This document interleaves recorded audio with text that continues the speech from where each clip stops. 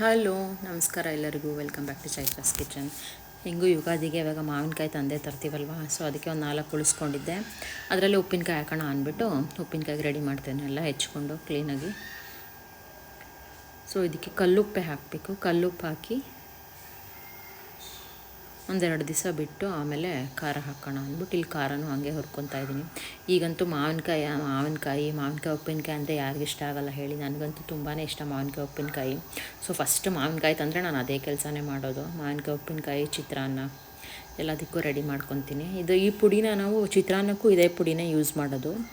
So ಹಾಗಾಗಿ ಎರಡಕ್ಕೂ ಆಗುತ್ತೆ ಅಂದ್ಬಿಟ್ಟು ಒಟ್ಟಿಗೆ ಪುಡಿ ಮಾಡ್ತಿದ್ದೀನಿ. ಮಾವಿನಕಾಯಿ ಉಪ್ಪಿನಕಾಯಿಗೂ ಆಗುತ್ತೆ ಮತ್ತು ಚಿತ್ರಾನ್ನಕ್ಕೂ ಆಗುತ್ತೆ ಹಬ್ಬಕ್ಕೆ ಅಂದ್ಬಿಟ್ಟು. ಸೊ ಇದನ್ನು ಚೆನ್ನಾಗಿ ಕಳಿಯೋಕ್ಕೆ ಬಿಡ್ತೀನಿ ಒಂದೆರಡು ದಿವಸ ಉಪ್ಪಿನಕಾಯಿ ಹೆಚ್ಚಿಬಿಟ್ಟು. ಅದಕ್ಕೆ ಇಲ್ಲಿ ಮೆಣಸಿನ್ಕಾಯಿ ಮತ್ತು ಮೆಂತ್ಯ, 1 ಸ್ಪೂನ್ ಸಾಸಿವೆ ಹಾಕಿ ಹುರ್ಕೊತಾ ಇದ್ದೀನಿ. ಸ್ವಲ್ಪನೇ ಮಾಡ್ಕೊತಾ ಇದ್ದೀನಿ, ಒಂದು 4 ಮಾವಿನಕಾಯಿ ಉಳಿದಿತ್ತು ಅಂದ್ಬಿಟ್ಟು. ಸೊ ಆಮೇಲೆ ಇನ್ನೊಂದು ತಿಂಗಳಾದ್ಮೇಲೆ ಒಂದು 2-3 kg ಹಾಕೋಣ ಅಂದ್ಬಿಟ್ಟು, ಮಾವಿನಕಾಯಿ ಚೆನ್ನಾಗಿ ಬಂದಮೇಲೆ ಅಂದ್ಬಿಟ್ಟು ಸ್ವಲ್ಪನೇ ಮಾಡ್ಕೊತಾ ಇದ್ದೀನಿ. ಇದಂತೂ ಪುಡಿ ಚಿತ್ರಾನ್ನ ಅಂತೂ ತುಂಬಾ ಚೆನ್ನಾಗಿರುತ್ತೆ ಈ ಪುಡಿ ಹಾಕಿ ಮಾಡಿದ್ರೆ. ನಾವೇನು ಇದಕ್ಕೆ ರುಬ್ಬೆಲ್ಲ ಹಾಕಲ್ಲ ನಮ್ಮ ಮನೆಗಳಲ್ಲಿ. ಸೊ ಇದೇ ಥರ ಮೇಲೆ ಪುಡಿ ಹಾಕಿ ಕಾಯಿ ತುರಿ ಎಲ್ಲ ಹಾಕಿ ಚಿತ್ರಾನ್ನಕ್ಕೆ ಮಾಡ್ಕೊಳ್ಳೋದು. ಸೊ ಈಗ ಪುಡಿನೂ ಮಾಡ್ಕೊತಾ ಇದ್ದೀನಿ, ಜಾರಿದೆ ಅಂದ್ಬಿಟ್ಟು. ಇದೊಂದು 2-3 ದಿವಸ ಆಗಿ ಚೆನ್ನಾಗಿ ಕಳೆದ ಮೇಲೆ ಆಮೇಲೆ ಉಪ್ಪಿನಕಾಯಿ ಹಾಕೋಣ ಅಂದ್ಬಿಟ್ಟು ಈಗ ಒಂದು 3 days ಆಗಿದೆ ಹಾಕ್ಬಿಟ್ಟು. ಇವತ್ತು ಖಾರ ಹಾಕಿ ಇನ್ನೊಂದು 2-3 ದಿವಸ ಬಿಡೋಣ ಅಂತ. ನೋಡಿ ಎಷ್ಟು ನೀರು ಬಿಟ್ಕೊಂಡಿದೆ. ಒಂದು 4 ಹಣ್ಣಿಗೆ ಚಿಕ್ಕದಾಗೆ ಇತ್ತು ಹಣ್ಣು, ಏನಂತ ದಪ್ಪದಾಗೇನಿರಲಿಲ್ಲ, ದೊಡ್ಡದಾಗಿ ಮಾವಿನಕಾಯಿ. ಇವಾಗ ಅದೇ ಒಂದು ಬೌಲ್ಗೆ ಹಾಕ್ಕೊಂಡು ನಾವು ಈ ಪುಡಿ ಹಾಕಿದ ತಕ್ಷಣ ನೋಡಿ ಎಷ್ಟು ಬೇಗ ಎಲ್ಲ ಉಪ್ಪು ಖಾರ ಎಲ್ಲ ಹಿಡ್ಕೊಂಡು ಬಿಡುತ್ತೆ. ಅಂದರೆ ನೀರೇ ಕಾಣಿಸ್ತಾ ಇಲ್ಲ ನಿಮಗೆ, ರಸನೇ. ಸೊ ಅದಕ್ಕೆ ಕೆಲವೊಬ್ಬರು ಏನು ಮಾಡ್ತಾರೆ, ಫಸ್ಟ್ ನೀರು ಕುದಿಸಿ ಆಮೇಲೆ ಇದಕ್ಕೆ ನೀರು ಹಾಕ್ಬಿಟ್ಟೆ ರಸ ಎಲ್ಲ ಮಾಡ್ಕೊಂಬಿಡ್ತಾರೆ. ಉಪ್ಪಾಕಿ ನೀರು ಕುದಿಸಿ ಫಸ್ಟು ಚೆನ್ನಾಗಿ ಅದು ಆರಿದ್ಮೇಲೆ ನಾವೇನು ಹೋಳು ಹೆಚ್ಚಾಕೊಂಡಿರ್ತೀವಲ್ಲ ಅದಕ್ಕೆ ಹಾಕಿ ನೀರು ಹಾಕಿ ಮಿಕ್ಸ್ ಮಾಡಿಟ್ಬಿಟ್ರೆ ನಮಗೆ ಚೆನ್ನಾಗಿ ರಸ ಇರುತ್ತೆ. ಒಂದು ವರ್ಷದ ತನಕನೂ ರಸ ಹಾಗೆ ಇರುತ್ತೆ. ಇದು ಎಲ್ಲ ರಸ ಎಲ್ಲ ಹೀರ್ಕೊಂಡ್ಬಿಟ್ಟಿತ್ತು ನೋಡಿ. ಉಪ್ಪು ಖಾರ ಎಲ್ಲ ಕರೆಕ್ಟಾಗಿ ಬಂದಿತ್ತು. ಎಷ್ಟು ಚೆನ್ನಾಗಿ ಕಾಣ್ತಿದೆ ನೋಡಿ, ಹಸಿರು, ಕೆಂಪು, ಹಳದಿ ಎಲ್ಲ ಉಪ್ಪಿನಕಾಯಿ. ಸೊ ಇದಾಗಿತ್ತು ಮಾವಿನಕಾಯಿ ಉಪ್ಪಿನಕಾಯಿ ಸಿಂಪಲ್ಲಾಗಿ. ಇದು ನೋಡ್ತಿದ್ರೆ ಏನು ನಮ್ಮ ಮನೇಲಿ ಒಂದು ವಾರನೂ ಬರಲ್ಲ ಅನಿಸುತ್ತೆ ಉಪ್ಪಿನಕಾಯಿ. ನಮ್ಮ ಮನೇಲಂತೂ ಎಲ್ಲರಿಗೂ ತುಂಬಾ ಇಷ್ಟ ಮಾವಿನಕಾಯಿ ಉಪ್ಪಿನಕಾಯಿ. ಇದಕ್ಕೆ ಒಗ್ಗರಣೆನೂ ಹಾಕ್ಬಿಡ್ತಾಯಿದ್ದೀನಿ. ಹಿಂಗೆ ಹಾಕಿ ಒಳ್ಳೆ ಸಾಸಿವೆ ಎಲ್ಲ ಹಾಕಿದ್ರೆ ಒಳ್ಳೆ ಸಖತ್ತಾಗಿರೋ ಉಪ್ಪಿನಕಾಯಿ ರೆಡಿ ಆಗಿಬಿಡುತ್ತೆ. ನಿಮಗೂ ಯಾರಿಗೆಲ್ಲ ಮಾವಿನಕಾಯಿ ಉಪ್ಪಿನಕಾಯಿ ಇಷ್ಟ ಅಂತ ಕಮೆಂಟ್ ಮಾಡಿ ತಿಳಿಸಿ ನನಗೆ. ಸೊ ಹಿಂಗೆ ಸ್ವಲ್ಪ ಚೆನ್ನಾಗಿ ಹಾಕಬೇಕು. ಬಾಣಲೆಗೆ ಎಣ್ಣೆ ಕಾದ್ಮೇಲೆ ಸಾಸಿವೆ ಮತ್ತು ಹಿಂಗು, ಸಾಸಿವೆ ಎಲ್ಲ ಸಿಡಿದ್ಮೇಲೆ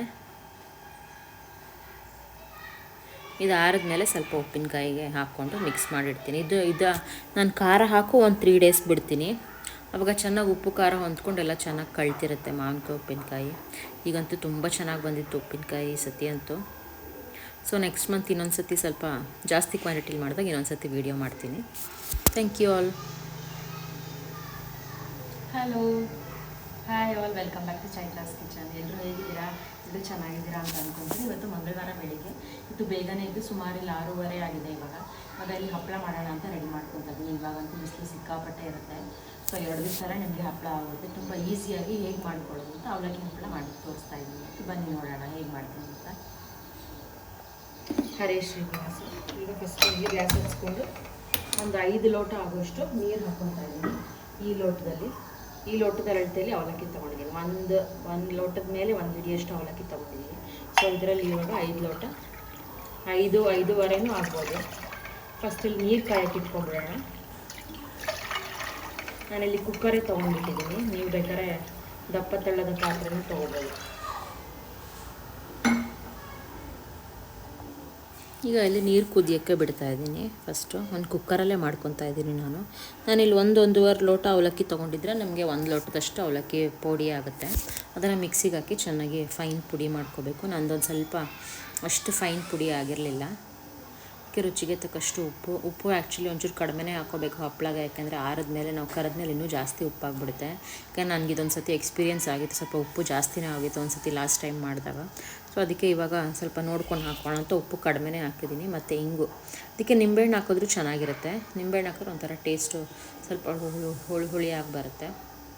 ಈಗ ಅಲ್ಲಿ ನೀರು ಕುದೀತಾ ಇದೆ. ನಾನಿಲ್ಲಿ 1 ಲೋಟ ಅವಲಕ್ಕಿ ಪುಡಿನ ಹಾಕ್ಕೊತಾ ಇದ್ದೀನಿ. ಪುಡಿ ಮುಂಚೆನೇ ಮಾಡಿ ರೆಡಿ ಮಾಡಿ ಇಟ್ಕೊಂಬಿಟ್ಟಿದ್ದೆ. ನೀರು ಇನ್ನೊಂದು ಸ್ವಲ್ಪ ಜಾಸ್ತಿನೇ ಹಾಕೋದು, ಯಾಕಂದರೆ ಇದು ಅವಲಕ್ಕಿ ಗಟ್ಟಿ ಆಗುತ್ತಲ್ವ. ಒಂದು 6-7 ಲೋಟ ಹಾಕಿದ್ರೂ ನೀರು ಬರುತ್ತೆ. ನಾನು ಸ್ವಲ್ಪ ತೆಳ್ಳಕ್ಕಿರಬೇಕು, ತುಂಬ ಗಟ್ಟಿ ಮಾಡ್ಕೋಬಾರ್ದು. ನೋಡಿ ಆಗಲೇ ಎಷ್ಟು ಬೇಗ ಗಟ್ಟಿ ಆಗಿಬಿಡ್ತಿದೆ ನೋಡಿ. ಇದಕ್ಕೊಂದು ಸ್ವಲ್ಪ ಮೆಣಸಿನ್ಕಾಯಿ ಬೇಕಾದ್ರೆ ಖಾರ ತಿನ್ನೋರು ಇನ್ನೊಂದು ಸ್ವಲ್ಪ ಜಾಸ್ತಿನೇ ಹಾಕ್ಕೋಬೋದು. 1-2-3 ಮೆಣಸಿನ್ಕಾಯಿನ ಮಿಕ್ಸಿಗೆ ಹಾಕಿ ಪುಡಿ ಮಾಡಿ ಇಟ್ಕೊಂಬಿಟ್ರೆ, ಇವಾಗಂತೂ ಹೆಂಗೂ ಬಿಸಿಲು ಸೀಸನ್ ಅಲ್ವ, ಏನಾದರೂ ಒಂದು ಮಾಡ್ತಾನೆ ಇರಬೇಕು. ಹಪ್ಪಳ ಸಂಡಿಗೆ ಎಲ್ಲ ಈಗ ಮಾಡಿ ಇಟ್ಕೊಂಬಿಟ್ರೆ ಒಂದು 6 ತಿಂಗಳು ವರ್ಷದ ತನಕ ಯೋಚನೆ ಇರೋಲ್ಲ. ಅದಕ್ಕೆ ಈ ಸತಿ ಏನು ಅಂದ್ಕೊಂಡಿದ್ದೀನಿ, ಒಂದು ಹಪ್ಪಳ ಮಾಡಿ ತೋರಿಸೋಣ ನಿಮಗೂ ಅಂತ ರೆಡಿ ಮಾಡ್ಕೊತಾ ಇದ್ದೀನಿ. ನಾನಿಲ್ಲಿ ಸ್ವಲ್ಪ ಕ್ವಾಂಟಿಟಿಲೇ ಮಾಡ್ಕೊತಾ ಇದ್ದೀನಿ. ಇನ್ನೊಂದು ವಾರ ಆದಮೇಲೆ ಇನ್ನೊಂದು ಸ್ವಲ್ಪ ಮಾಡ್ಕೋಬೇಕು ಅಂದರೆ, ಯಾಕಂದರೆ ಒಂದು ಇಬ್ಬರು 3 ಜನ ಆದರೂ ಜೊತೆಗಿರಬೇಕು. ಇದಕ್ಕೆ ಒಬ್ಬರೇ ಅಂದರೆ ಸ್ವಲ್ಪ ಕಷ್ಟ ಆಗಿಬಿಡುತ್ತೆ. ಅದಕ್ಕೆ ನಮ್ಮ ಅಮ್ಮ ಬಂದಮೇಲೆ ಇನ್ನೊಂದು ಸ್ವಲ್ಪ ಜಾಸ್ತಿ 1-2-3 ಸೇರಿಗೆ ಮಾಡ್ಕೊಳ್ಳೋಣ ಅಂತ. ಇನ್ನು ಸಬ್ಬಕ್ಕಿ ಹಪ್ಪಳನೂ ಮಾಡಬೇಕು, ಅದು ನಿಮ್ಮ ಜೊತೆ ಶೇರ್ ಮಾಡೋಣ ಅಂತ ಇದ್ದೀನಿ. ಇದಕ್ಕೆ 1 ಸ್ಪೂನಷ್ಟು ಜೀರಿಗೆ ಮತ್ತು ಒಂದು ಸ್ವಲ್ಪ ಚಿಲ್ಲಿ ಫ್ಲೇಕ್ಸ್ ಇತ್ತು, ಮೆಣಸಿನ್ಕಾಯಿ ಪುಡಿ ಮಾಡ್ಕೊಂಡಿದ್ದೆ ಮೊನ್ನೆ, ಅದನ್ನು 1 ಸ್ಪೂನಷ್ಟು ಇಟ್ಕೊಂಡು ಹಾಕಿ ಇವಾಗ ಇದಾಗಿದೆ ಆಲ್ಮೋಸ್ಟು ಈ ಕನ್ಸಿಸ್ಟೆನ್ಸಿ. ಇದಕ್ಕಿಂತ ಒಂಚೂರು ತೆಳ್ಳಕ್ಕಿದ್ರೂ ಓಕೆ. ನಾನೊಂದು ಸ್ವಲ್ಪ ಮಂದ ಮಾಡ್ಕೊಂಡಿದ್ದೀನಿ, ನೀವೊಂದು ಸ್ವಲ್ಪ ತೆಳ್ಳಕ್ಕೆ ಮಾಡಿಕೊಂಡ್ರೆ. 1 ಲೋಟ ಅವಲಕ್ಕಿ, ಪುಡಿ ಅವಲಕ್ಕಿಗೆ, ಮಿಕ್ಸಿ ಮಾಡ್ಕೊಂಡಿರೋ ಅವಲಕ್ಕಿಗೆ ಒಂದು ದೊಡ್ಡ ಲೋಟದಷ್ಟು 6 ಲೋಟ ನೀರು ಹಾಕ್ಬೋದು. ನಾನು ಇನ್ನೊಂದು ಸ್ವಲ್ಪ ನೀರು ಸೇರಿಸ್ಕೊಂಡಿದ್ದೀನಿ, ಯಾಕೆಂದರೆ ಗಟ್ಟಿ ಆಗ್ತಿದೆ ಅಂದ್ಬಿಟ್ಟು. ಸೊ ಇದು ಕುದ್ದಾಗಿದೆ ಇವಾಗ. ಇದು ಆ್ಯಕ್ಚುಲಿ ಸಿಮ್ಮಲ್ಲೇ ಮಾಡ್ಕೋಬೇಕು, ತುಂಬ ಹೈ ಫ್ಲೇಮಲ್ಲಿ ಮಾಡ್ಕೋಬಾರ್ದು, ಲೋ ಫ್ಲೇಮಲ್ಲಿ ಮಾಡ್ಕೋಬೇಕು. ಇದು ನಾನು ಶುರು ಮಾಡಿದಾಗ ಸುಮಾರು 6:30-7 ಗಂಟೆ ಅಷ್ಟೊತ್ತಿಗೆಲ್ಲ ಹಾಗೆ ಹೋಗಿತ್ತು. ನಾನು 6ಕ್ಕೆ ಇಟ್ಬಿಟ್ಟು, ಸೊ ಇಲ್ಲೊಂದೊಂದೇ ಹಪ್ಪಳ ಹಾಕ್ಕೊತಾ ಇದ್ದೀನಿ ಮೇಲೆ ಒಂದು ಪ್ಲಾಸ್ಟಿಕ್ ಕವರ್ ಹಾಕ್ಬಿಟ್ಟು ಮಾಡಿ ಮೇಲೆ. ಇದೇನು ಈಗ ಈ ಬಿಸಿಲಿಗಂತೂ 1-2 ದಿವಸಕ್ಕೆ ನಿಮಗೆ ಹಪ್ಪಳ ಆಗೋಗುತ್ತೆ ನೋಡಿ. ಇದಾಗಿತ್ತು ಸಿಂಪಲ್ಲಾಗಿ ಒಂದು ಅವಲಕ್ಕಿ ಹಪ್ಪಳ, ತುಂಬ ಸುಲಭವಾಗಿ ಯಾರು ಬೇಕಾದ್ರೂ ಮಾಡ್ಕೋಬೋದು. ಇದು ನಾನು ಕರೆದ್ಮೇಲೆ ಇನ್ನೊಂದು ಸತಿ ತೋರಿಸ್ತೀನಿ. ಇದು 1-2-3 ದಿವಸ ಬಿಸಿಲಿಗೆ ಇಟ್ಟಿದ್ದೀನಿ. Thank you for watching. Please ಎಲ್ಲರೂ ಲೈಕ್ ಮಾಡಿ, ಶೇರ್ ಮಾಡಿ, ಸಬ್ಸ್ಕ್ರೈಬ್ ಮಾಡಿ. ಜೈ ಶ್ರೀರಾಮ್.